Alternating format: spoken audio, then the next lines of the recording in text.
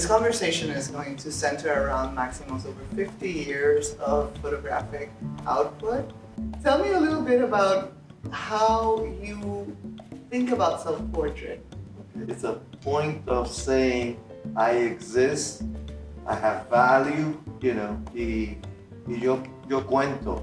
So it's a self-affirmation. Tell us a little bit more about what is extraordinary for you in the experience of the darkroom. Okay. The experience of the darkroom and the experience of analog photography, you have to wait. It's like an anticipation, because I take a photograph and sometimes I get the sensation that that's the photograph, that that's the shot. I know I have it.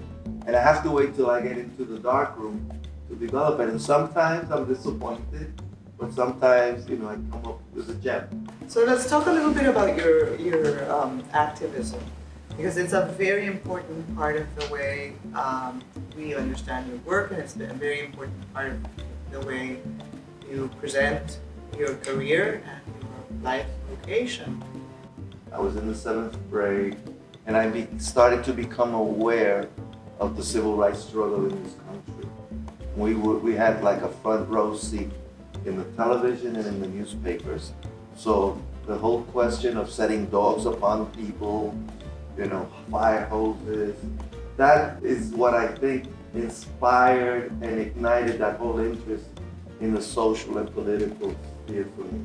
I guess I'm a political animal. The way many of these images work is that you have to read them. I mean, that you're taking whatever the marchers, the demonstrators, their placards, what they have on, and you really focus on the message. Is it a conscious decision, Yes. that this is the way you get through to the politics of the situation? It is intentional. It is intentional, and I make no apologies for it. When I'm when I've depicted these images, I believe in what's happening. I'm a sympathizer.